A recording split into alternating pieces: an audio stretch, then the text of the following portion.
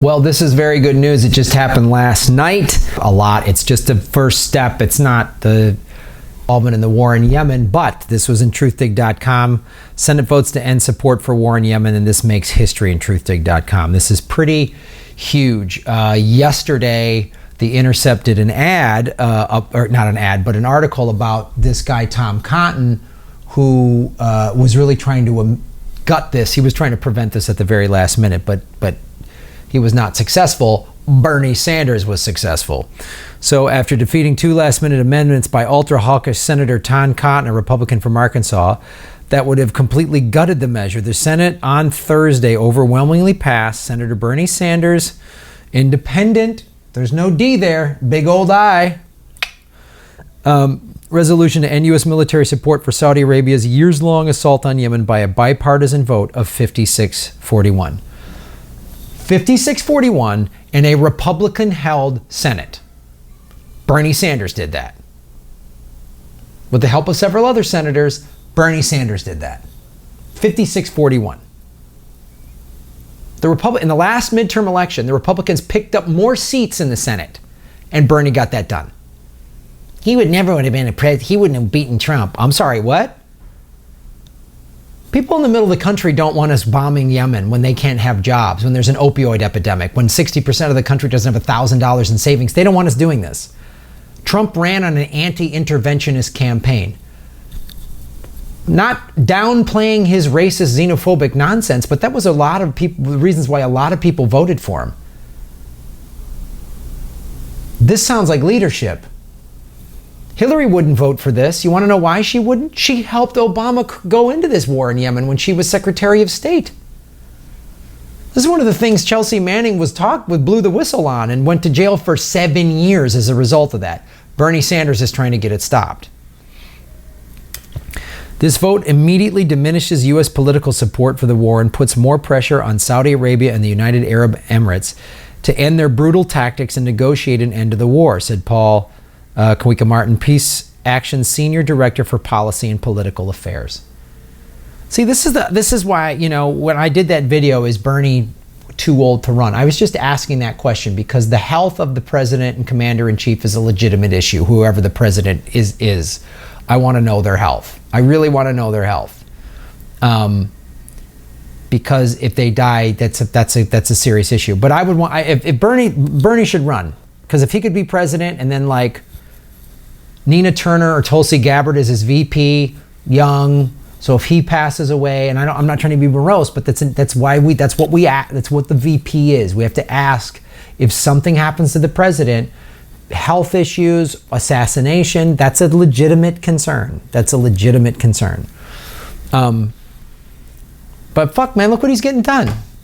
He got Disney and Amazon to raise their wages without passing a bill. Just introducing the Stop Bezos Act, he got it in the media. Like he's a smart marketing, like he knows how to like just get the press to bite on stuff. Now, as we've talked about, Bezos is no hero. He paid $15 an hour so he wouldn't have to pay union wages, but that's Bezos, who he is. He's so greedy. But look, if you were working at Amazon and you were making $10 an hour and now you're making $15, that's better. Your life is a little bit better thanks to Bernie Sanders. And now mainstream media has to talk about this. The mainstream media hasn't talked about Yemen. I haven't seen Rachel Maddow cry about Yemen. Or Peter Dowd or Sean Hannity or any of these fuckheads. I haven't seen any of them cry about what's happening in Yemen. These folks are trying to get some stuff done. 56-41 as a matter of fact. Despite the fact that with the help of two Democrats, the GOP succeeded in passing a rule that effectively kills the possibility of a House vote on the Yemen War Powers Resolution this year. The House of Congress.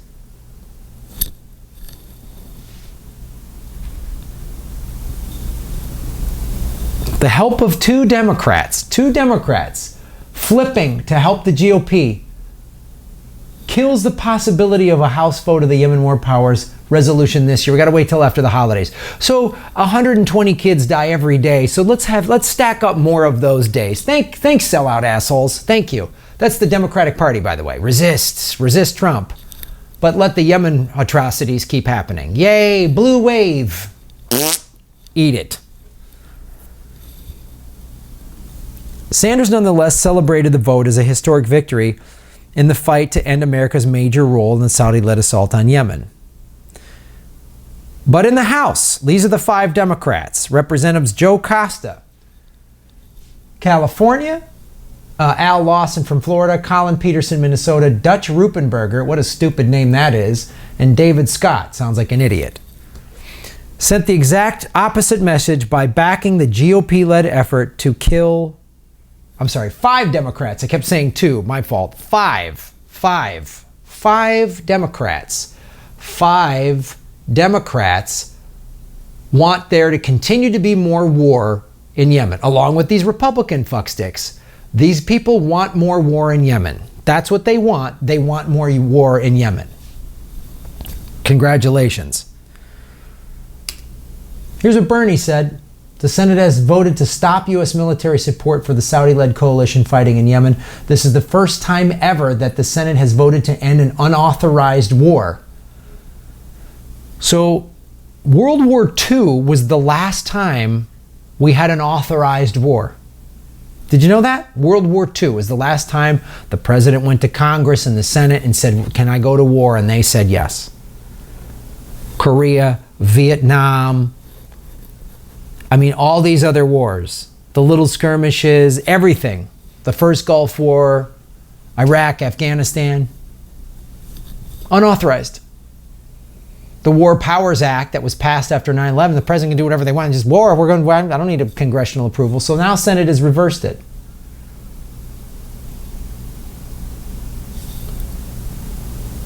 Hillary and Bill are going on a book tour or whatever to talk about how Russia cheated or whatever. In a statement, Kate Gould, legislative director for the Middle East policy at the Friends Committee on National Legislation, said the incoming House Democratic leadership must pledge to hold a vote in early January on ending support for this war.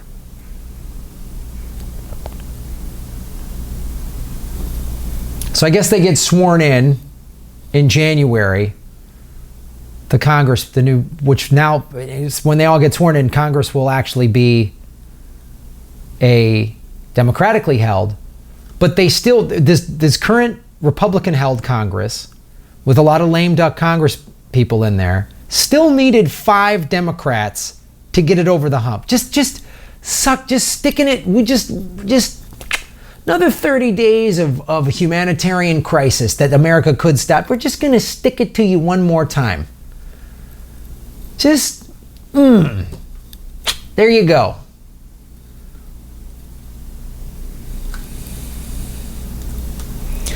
So you know what that means, folks? Here's what that means. It means that they want the people that voted against this, they want to go see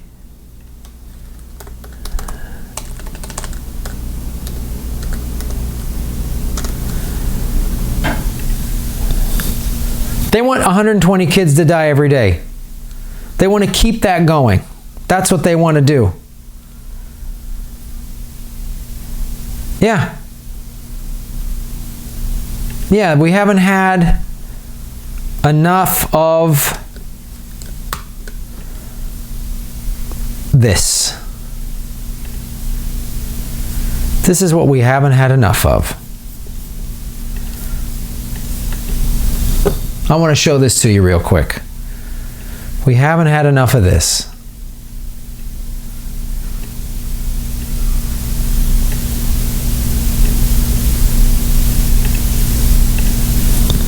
Oh, hey, mass graves in Yemen. Isn't that fun? Everybody looks like they're having a blast digging graves. We could end this. Gotta wait a month.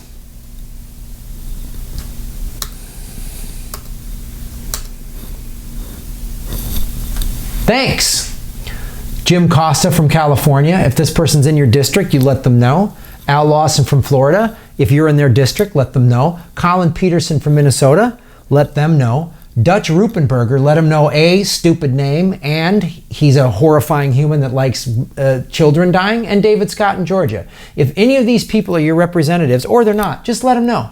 If they're not, anyone let them know. But if these are your representatives for sure, tell them, I live in this zip code, and you're a disgusting person.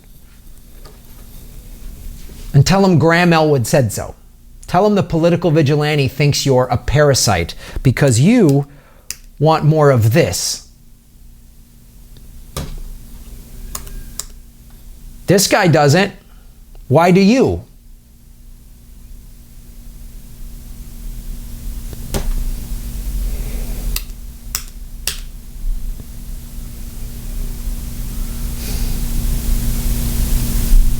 Thanks for watching.